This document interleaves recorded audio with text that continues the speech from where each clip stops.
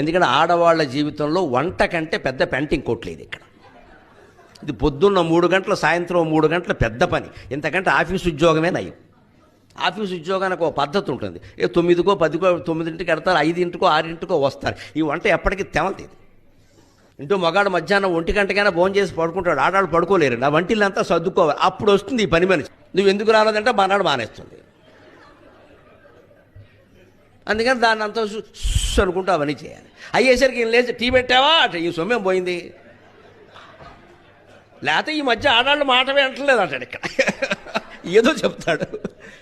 ఇలా పడి పడి పడి ఈ వంట అంత పెంటింగ్ కోట్ లేదండి అసలు. అది అయ్యే పని కాదు. అది ఎంతకి తెమలదు. పైగా ఏదైనా మిగిలిపోయిందంటే బాధ. మిగిలిపోయింది బయట పారేయడం ఇష్టం లేక లోపల పారేస్తారు, లావెక్కిపోతారు. ఇదో గొడవ. చేశారు కదా కష్టపడి, ఏం బయట ఏం పారేస్తారు, లోపల పారేస్తారు, లావెక్కిపోతారు. స్థూలకాయం.